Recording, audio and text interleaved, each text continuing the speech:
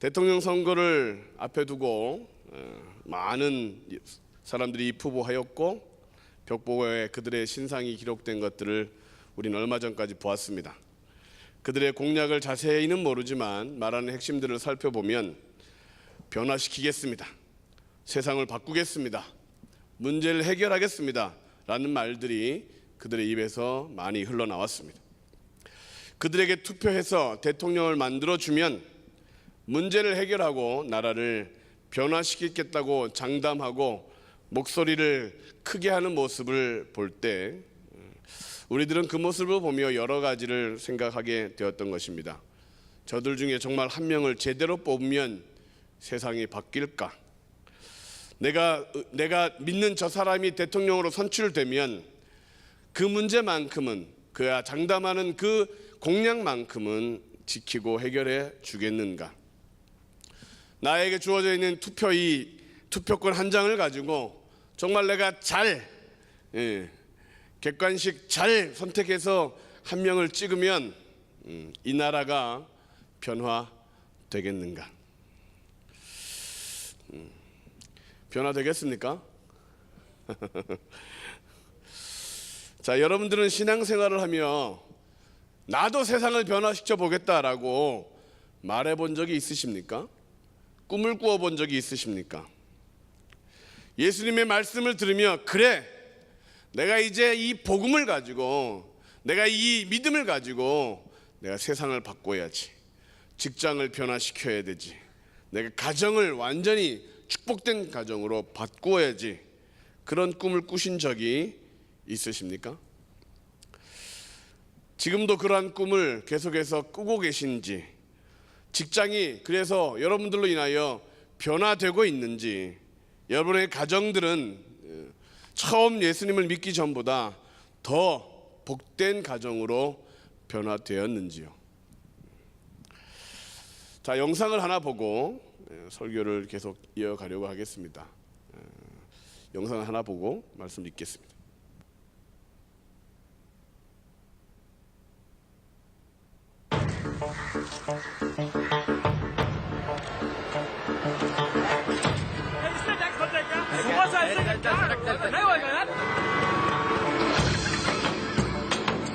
सर आपके लिए उस पार कार का इंतजाम किया है सर आइए सर चल चल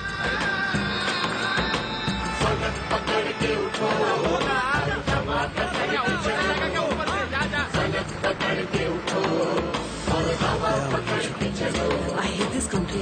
चलो तो हिंदुस्तान चले, तुम चलो तो हिंदुस्तान चले, तुम चलो तो हिंदुस्तान चले, तुम चलो तो हिंदुस्तान चले।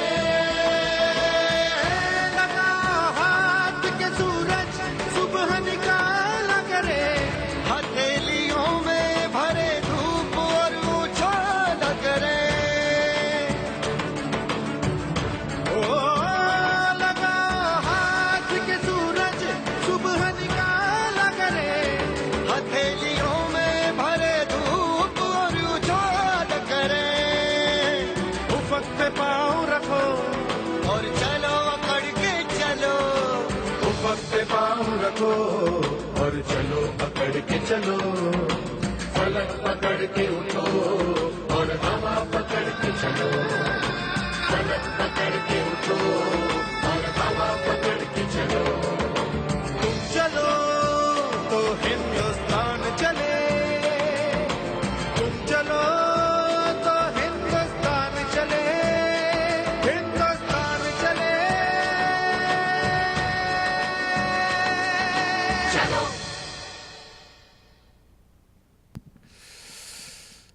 자, 방금 봤던 동영상은 포기하고 시도조차 하지 않는 어른들의 모습, 나무가 넘어져 교통이 막히게 되었는데 손 놓고 있는 그들의 모습, 누구의 잘못이냐 따지고 있는 것 같고 전문가를 기다리며 문제를 해결하자 기다리는 사람들, 경찰도 저건 경찰이 할 일이 아니야 라고 말하며 차 안에 들어가 잠을 자고 있는 모습, 설상가상으로 비가 내리자 사람들은 비를 피해 모두 숨어버리고 문제는 그대로 두고 다들 물끄러미 있는데 한 아이가 택도 안 되는 그 손으로 나무를 밀기 시작했을 때 그 아이가 가졌을 절망 또는 실망, 힘듦은 여러분들 이해되지 않겠습니까?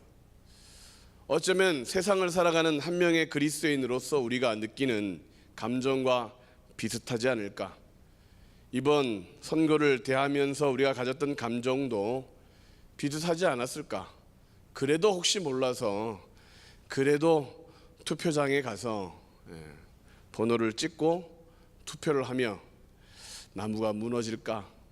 이 길을 막고 있는, 부흥을 막고 있는, 이 복된 길을 막고 있는 이 문제가 제거될까? 그런 마음으로 투표를 했을 것입니다. 나는 작은데 세상은 너무 크고 내가 아무리 힘을 다해봐야 나무는 꿈쩍하지도 않을 것이고 내가 아무리 거룩하게 산다고 해봐야 세상은 조금도 달라지지 않을 것처럼 여겨질 때 그래도 여러분들은 나무를 밀겠습니까? 내가 아무리 기도해야 가정이 달라지지 않아. 핍박이 멈춰지질 않아. 남편과 아내가 달라지지 않고 운명도 달라지지 않는 것처럼 여겨질 때 여러분들 그래도 계속해서 나무를 밀겠습니까? 오늘 설교의 제목이 세상을 변화시키려면입니다. 나 같은 사람이 어찌 세상을 변화시킬 수 있을까라는 생각이 우리의 마음에 있기에 이 제목을 쓰는 것입니다. 세상은 절대 쉽게 변하지 않을 것이라는 생각이 우리의 머릿속에 자리하고 있기 때문에 그럼에도 교회의 사명, 그리스도인의 부르심이 이것이기에 이 제목을 포기할 수가 없는 것이고 워낙 많은 사람들이 내가 바꾸겠다, 내가 변화시키겠다고 호언장담하고 있기에 우리의 심령이 짜증나고 그리스도인 자존심에 문제가 생겨서 세상을 변화시키려면 라고 하는 제목으로 말씀을 전하려고 합니다. 정치인들이 이렇게 공약을 하죠. 나를 뽑아주면 확 세상을 뜯어 고치겠다. 교육가들은 이렇게 가르칩니다. 올바른 교육을 하기만 하면 세상은 변하고 사람들은 달라질 것이다라고. 신천지 이단은 이렇게 선전합니다. 자신을 믿기만 하면 세상을 아름답게 살기 좋은 세상으로 변화시키는 신천지라고. 종교인들은 긍정의 말을 많이 하고 원하는 것들이 된다라고 생각을 많이 하기만 하면 된다고 그렇게 이야기하는데 말뿐입니다. 더 심각한 이유는 사람들이 이제는 교회도 믿지 못하겠다고 하는 말을 하기 시작했다는 것입니다. 지구 종말이 언제일지 안다고 말했던 종교인들이 흰옷을 입고 자신들만 구원받으려고 산으로 올라가는 것을 보았을 때 자기들이 살 길만 챙기고 은행에서 빚을 지고 갚지 않을 때 차라리 내일 지구의 종말이 온다고 해도 오늘 한 그루의 사과나무를 심겠다는 불신자의 말을 더 믿는 시대가 우리가 살아가고 있는 이 시대가 아니겠습니까? 이러한 때 정작 세상을 변화시켜야 되고 세상에 희망을 주어야 될 그리스도인들은 조용하고 엉뚱한 사람들이 소리를 지르고 있고 이단들이 앞다투어 나서는 모습을 볼 때 나 한 사람의 그리스도인으로서 세상을 변화시키려면 어떻게 해야 될까? 오늘 우리의 이 예배를 통하여 우리의 신앙을 통하여 하나님이 원하시는 그러한 세상을 향한 사명을 어떻게 감당해야 될까? 이 문제에 대하여 곰곰이 생각해 보려고 합니다. 첫 번째로 세상을 변화시키려면 복음을 더 잘 알아야 하겠습니다. 따라하겠습니다. 복음을 더 잘 알아야 합니다. 복음에 대한 이해가 너무 지엽적이고 협소하면 세상은 생각하지 못하고 개인만 생각하게 되죠. 복음의 위대함을 이해하지 못한다면 세상을 향한 복음이 그냥 우물한 개구리처럼 변질되게 되는 것이죠. 천국에 가는 방법 정도로만 생각한다면 이 세상을 변화시키는 약속과 사명에 대해서는 깨닫지 못하게 되는 거예요. 성공하고 잘 사는 방법을 이야기하는 것으로만 다른 종교와는 조금 차이가 있다라고 그 정도로만 이해하고 있다면, 좋은 의사 만나 병을 고치는 것처럼 조금 뜨거운 교회 가가지고 기적을 보는 그 정도의 복음만을 우리가 바라고 있다면 그것은 복음을 변질시키는 것입니다. 복음은 우리의 성도가 이해하는 이해 정도를 뛰어넘어 세상을 변화시킬 뿐만 아니라 온 우주 만물의 유일한 소망이 되기 때문에 그렇습니다. 복음이 복된 소식인 이유는 인생의 한 부분 고난이 있을 때뿐만 아니라 우리의 인생뿐만 아니라 영원한 삶까지도 구원하시는 하나님의 생명이기 때문에 복음이죠. 과거에만 유용한 정보가 아니라 앞으로도 영원토록 진리이기 때문에 복음인 것입니다. 시간이 지나면 퇴색하고 변질되는 그런 무생물이 아니라 변함없으시고 살아계시고 역사하시는 하나님 자신, 이 땅에 오신 예수 그리스도, 그분이 복음이기 때문에 우리는 그것을 복된 소식이라고 말하는 것입니다. 그 복음이신 하나님이 이 땅에 오셨다는 분명한 사실, 그리고 그분이 십자가에서 모든 저주와 질병과 모든 죄악과 사단의 일들을 멸하셨다는 사실, 그리고 그분이 다시 오시면 우리를 영원한 처소로 인도하시며 의인에게는 영원한 상을, 악인에게는 영원한 벌로 심판하실 것이라는 분명한 사실을 우리는 알기에 복된 소식이라고 믿고 따르는 것입니다. 이 복음을 믿는 사람은 누구든지 그 삶이 완전히 변화되었습니다. 이 복음을 받아들이는 나라는 그 어떤 나라든지 완전히 달라지게 되었다는 것이죠. 식인종들도 변화돼서 사람을 섬기는 종족이 되었고, 복음을 조롱하던 나라들도 그 십자가 앞에 무릎을 꿇으며 십자가를 위하여 죽음까지도 희생하였던 모습을 우리는 알게 되는 것이죠. 복음을 믿지 않는 사람이 믿는 사람을 만나면 반드시 변화되게 되어 있었습니다. 그래서 복음을 선포하는 교회는 세상의 유일한 소망이 되었었습니다. 그래서 우리는 이렇게 고백할 수 있는 거죠. 복음 외에 사람을 변화시킬 것이 없고 십자가 복음 외에 나라를 변화시킬 것이 없다. 믿으십니까? 아무리 많은 교육, 아무리 많은 지식, 아무리 많은 사람이 데모한다고 해도 그들은 세상을 변화시킬 만한 능력이, 생명이 없는 것입니다. 루이스 윌리스라는 사람이 있었습니다.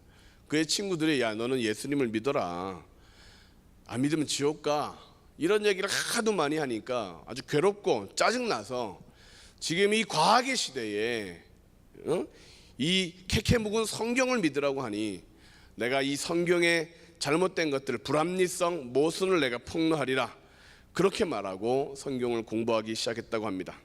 그는 미국인 장교였고 저술가였기에 그는 성경을 보고 보면 볼수록 이것이 진리구나를 깨닫게 되고 결국 그 성경 앞에 무릎을 꿇었다는 것입니다. 그리고 그가 반박해서 쓰려고 했던 책의 제목을 바꿔서 쓴 책의 이름이 제목이 벤허였습니다.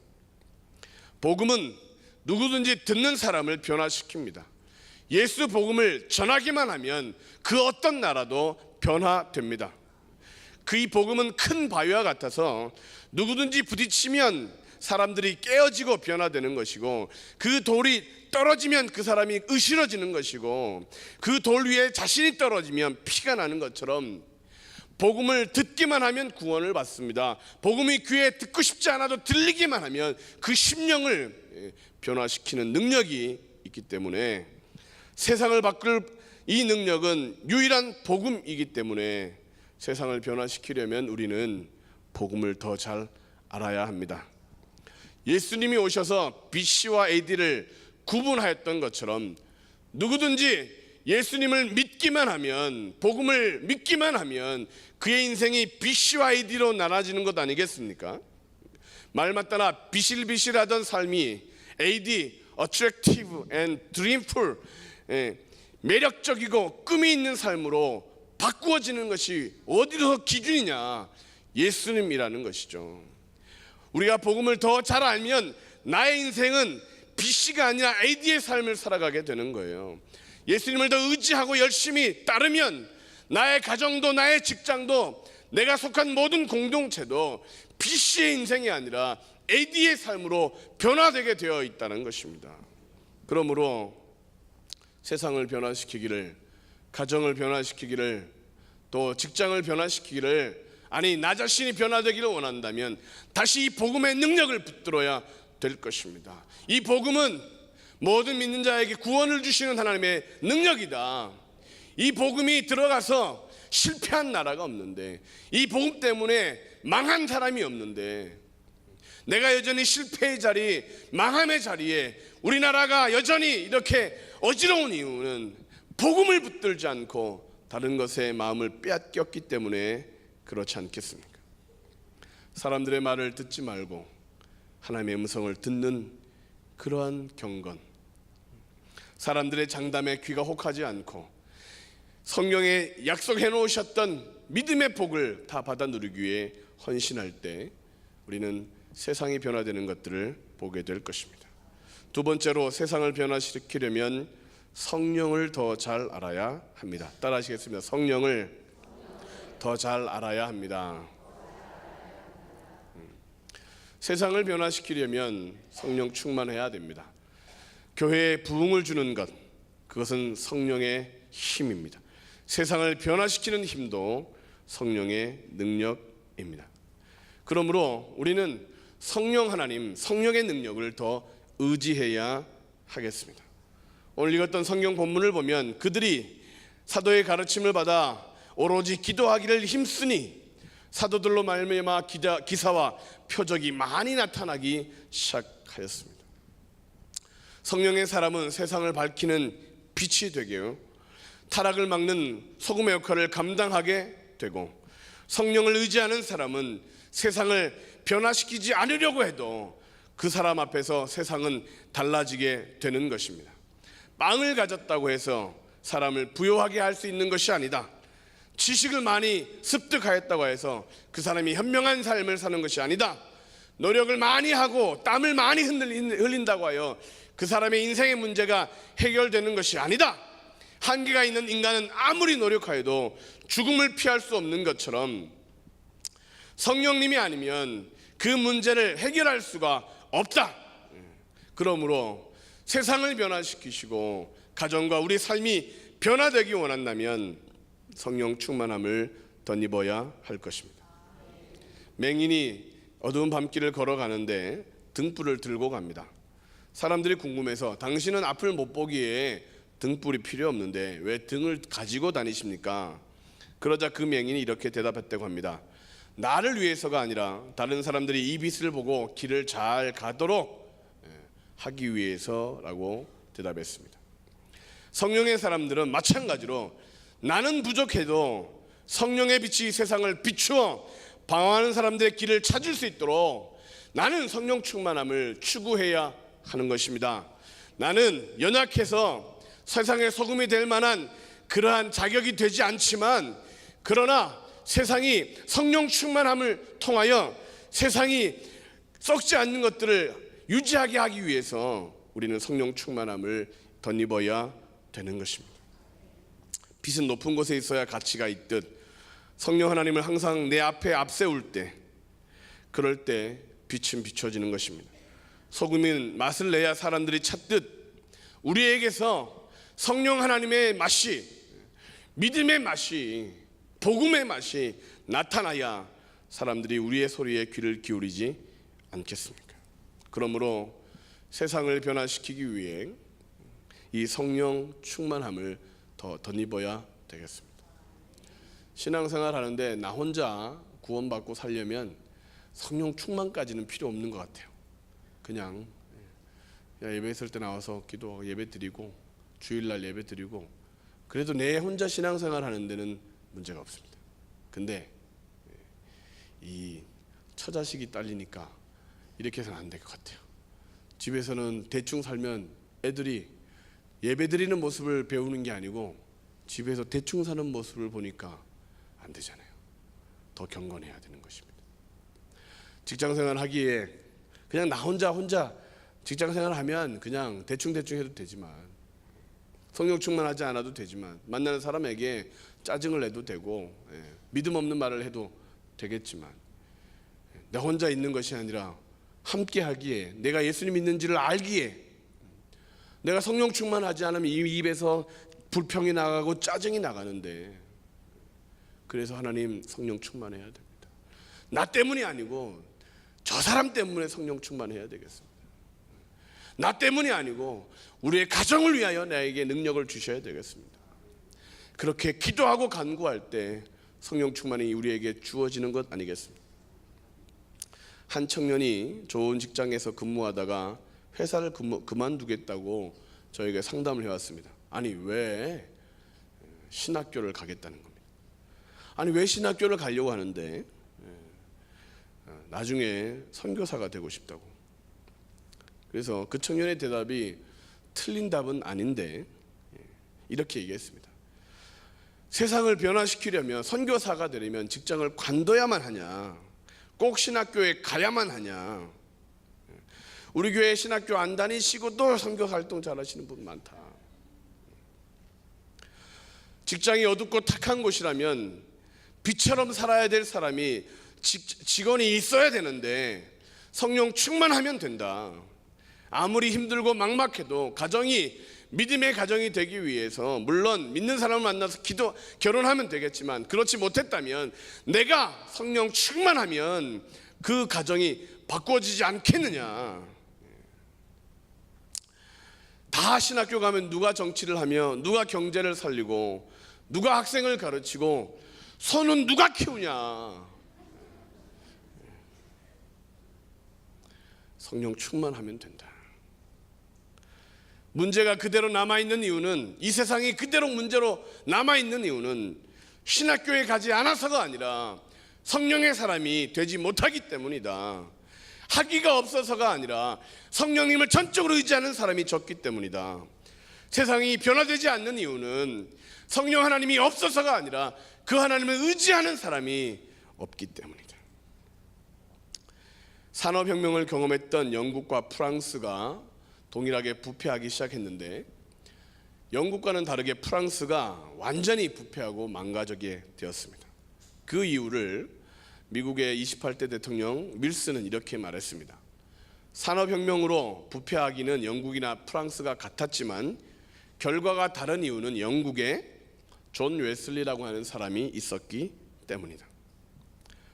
웨슬리는 큰 영향력을 발휘하여 세상을 변화시키는 그 원인이 바로 성령 충만함임을 깨닫고 성령 충만함을 위하여 기도했던 사람.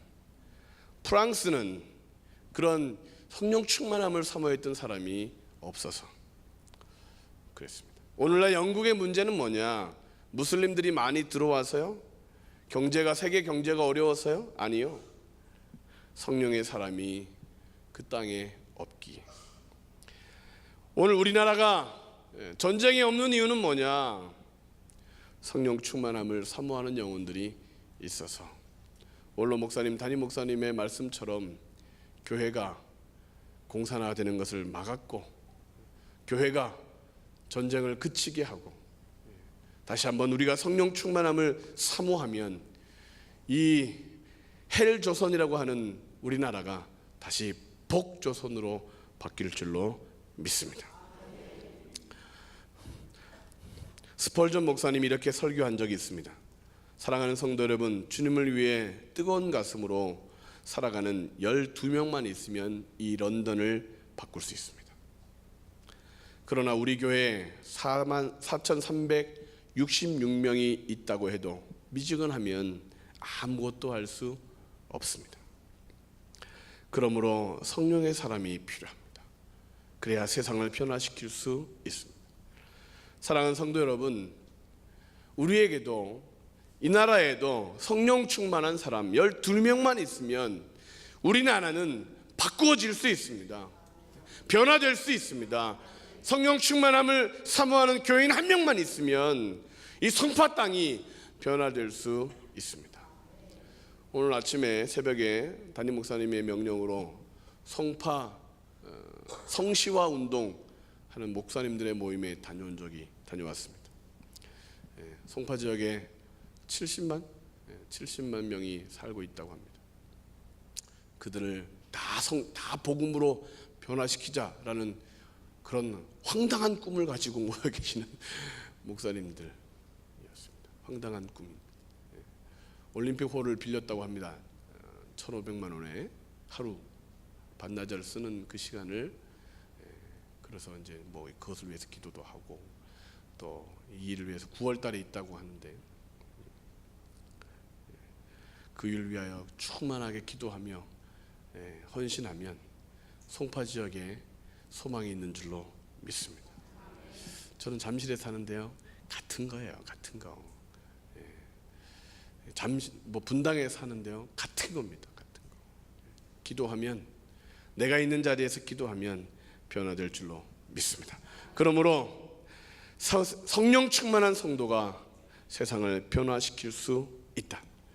어떤 한 여인이 전쟁을 하고 있는 그 나라의 군 사령관에게 메일을 보냈습니다. 장군님, 전쟁을 멈추게 하려면 어떻게 하면 되나요? 그러자 답신이 그 여인에게 왔습니다. 이것은 전쟁입니다. 일개 아녀자가 그것을 멈추게 할 수는 없습니다. 그러자 그 여인은 다시 편지를 보냈습니다. 당신이 생각하는 것은 고작 여자 한 명이지만 당신은 그 여인의 하나님을 간과했습니다. 여자라 할지라도, 아이라 할지라도, 가난하다 할지라도, 많이 배우지 못하였다 할지라도 성령 하나님을 의지하면 전쟁을 그치게 할 수 있다는 이 여인의 고백. 우리도 마찬가지로 하나님이 하시면, 하나님이 우리의 기도를 들으시면, 하나님이 나의 기도를 들으시면 가문 대대로 우상 숭배하던 가정이 복된 가정으로 명문 가문으로 바뀔 것이다. 이 나라가 이렇게 혼란스럽지만 기도하는 우리 교회를 통하여 이 나라, 이 세상은 변할 것이다. 그 믿음 가지고 하나님 역사해달라고 구하기만 하면 변화될 줄로 믿습니다. 마지막으로 세상을 변화시키려면 교회를 더 잘 알아야 합니다. 따라 하시겠습니다. 교회를 더 잘 알아야 합니다. 교회에 와서 친교를 나누는 것은 옳으나 그것이 목적이 되었으면 교회를 잘못 오해하는 것입니다. 좋은 설교, 좋은 프로그램을 참여하는 것은 좋지만 그것 때문에 결정했다면 틀린 것입니다. 음악, 프로그램, 자녀 교육 등을 보고 교회를 생각한다면 그것은 실수입니다. 교회는 사명 때문에 존재하는 것입니다. 교회에 다닌다는 것은 그 사역에, 그 사명에 동참하겠다, 나도 하겠다라고 하는 것입니다. 맥도날드 음식점이 아무리 많이 생겨도 세상을 바꾸지는 못합니다. 왜? 사람들이 그곳에 가는 목적은 음식을 먹기 때문에.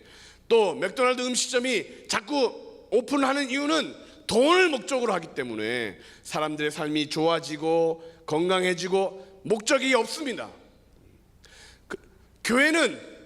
교회가 하나 둘 생기고 부흥하고 더 힘을 갖는 이유는 교회의 목적은 이 세상에서 하나님의 나라를 더 확장하는 것이기 때문에, 그 사명을 감당하는 것이기 때문에 교회는 사명이, 소망이 있는 것입니다. 찰스 콜슨이라고 하는 저자가 쓴 책 중에 이것이 교회다라는 책이 있습니다. 그 책을 보면 이 세상을 보는 영적인 눈을 갖게 됩니다. 공산주의가 왜 무너지고 있는지를 알기 원하십니까? 그 책에는 그 땅에서 고통받으며 기도하고 있는 성도가 있기 때문이다. 핍박당하는 교회가 있기 때문에 그렇다라고 이야기하고 있습니다. 동독과 서독이 어떻게 독립하게 그렇게 통일되는지를 아느냐? 그 원인이, 그 이유가 그 책에 자세하게 기록되어 있습니다. 그것을 위해 끊임없이 기도했던 그들의 그 기도가 마침내 어느날 갑자기 우연인처럼 이렇게 통일이 되었다고 기록하고 있습니다. 중동의 자스민 혁명, 자유화 혁명이 왜 일어났는 줄 아십니까? 일반 뉴스에는 어떤 청년이 분신하고 이것으로 나와 있지만 그렇지 않아요. 그 땅 가운데 얼마 남지 않은 크리스천들이 기도하고 또 기도하고 또 기도하여 자유와 바람이 일어났던 것인 거예요. 50년 60년 그렇게 독재해서 그렇게 신음하던 그들이 그냥 있지 않고 기도했던 교회들 때문에 그들의 모든 그 무너지지 않을 것 같은 그 사단의 견고한 성들이 무너지는 것입니다. 오늘날도 마찬가지입니다. 교회가 그 역할을 감당하면 세상은 우리를 두려워하게 됩니다. 교회가 세상의 박해와 어려움에 굴하지 않고 하나님을 경외하며 하나님만을 두려워하고 코람데오의 신앙, 하나님 앞에서 정결하고 의롭게 살기 위해 하나님의 뜻을 위하여 기도하기 위해 무릎을 꿇는 순간 세상이 감당하지 못하는 교회가 되는 것입니다. 오늘날 우리 그리스도인들에게 가장 심각한 문제는 하나님을 경외하는 것이 없어졌다는 것이죠. 물질을 잃어버리는 것은 큰 문제인데 경건을 잃어버리는 것은 두려워하지 않습니다. 건강이 나빠지는 것은 크게 염려하는데 하나님에 대한 관심은 염려가 없습니다. 예배를 드리면서도 하나님의 뜻이 무엇일까를 고민하지 않는 것이 심각한 문제라는 것입니다. 다시 한번 우리는 교회되기 위해 신령과 진정의 예배를 회복하기 위해 손을 들고 거룩한 기도를 회복하기 위해 서로 사랑하라는 사명을 회복하기 위해 전도하여 내 집을 채우라고 하는 말씀을 회복하기 위해 하나님이 원하시는 기뻐하시는 교회가 되기 위해 하나님이 받으실 만한 예배와 예물을 드리기 위해 힘쓰고 애쓰는 교회가 되어야 되겠습니다. 세상을 변화시킬 목적으로 하나님께서 허락하신 공동체는 교회입니다. 교회만이 변화를 일으킬 수 있는 진정한 가치가 있는 공동체입니다. 그래서 세상에서 어떻게 하면 우리가 잘 살게 되지? 어떻게 하면 이 나라가 소망이 있지? 어떻게 하면 우리나라가 좀 더 어린아이들에게 소망을 주고 청년들에게 비전이 있고 노인들에게 꿈이 있는 그런 나라가 되지? 그렇게 말하는 사람들에게, 전문가들에게, 학자들에게 교회가 온전한 그리스도인이 답이다라고 말해줄 수 있는 그런 영성이 회복되어야 되겠습니다. 과거에는 교회 가면 너 변화될 거야, 너 교회 열심히 다니면 삶이 달라질 거야, 복 받을 거야, 이런 얘기가 과거에는 당연하게 들려졌는데 오늘날도 과연 그러냐 이거예요. 문제가 있는데 기도해 이 말보다는 너 정신과 의사를 찾아가야 되겠다, 너 상담해야 되겠다, 너 더 열심히 일해야 되겠다, 너 그냥 포기하고 살아야 되겠다, 헤어져야 되겠다, 이런 답을 내는 그 사람들에게 고개를 굽힌다면 소망이 없지 않겠습니까? 다시 한번 교회가 소망이 되고 복음이 소망이 되고 성령 충만함이 능력이 되는 그런 삶이 되어야 될 줄로 믿습니다. 결론을 말씀드립니다. 복음은 진짜이기 때문에 그 복음을 진짜로 따르는 그리스도인의 삶에는 감동과 변화가 있습니다. 예수님이 진짜이기 때문에 진짜이신 예수의 이름을 선포할 때마다 귀신과 어둠은 떠나가게 되는 것입니다. 고 김우수라고 하는 청년을 알고 계십니까? 짜장면 배달하는 일을 하면서 70몇만 원의 월급을 받는 비정규직 근로자였습니다. 자신은 고시원에서 생활하면서 어린이 재단을 통해 5명의 어린아이들을 후원하는 기부천사이기도 했습니다. 교통사고로 일찍 세상을 떠나게 됐고 그 이야기를 들었던 윤학열이라고 하는 영화 감독은 새벽 기도를 하다가 이 김우수 씨에 대한 사연을 영화로 만들어야 되겠다 하고 만든 영화가 철가방 우수라는 영화입니다. 그 김우수 씨의 고시원 방에는 그 앞쪽에 성경 말씀이 하나 이렇게 기록되어 있었습니다. 바로 시편 23편의 1절이었습니다. 여호와는 나의 목자시니 내게 부족함이 없으리로다.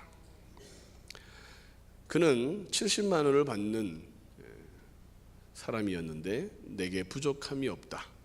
그리고 그 이유를 여호와가 나의 목자이기 때문에. 우리의 삶에도 왜 부족합니까? 없어서요? 건강하지 않아서? 아니죠. 주님이 목자이지 않기 때문에.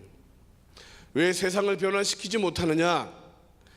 하나님을 붙들지 않았기 때문에 나라를 위해서 기도하면 하나님이 들으시고 고쳐주리라고 약속하셨음에도 불구하고 기도하는 법을 잊어버리고 뛰어다니고 말하는 것에만 너무 집중하고 있다는 거죠.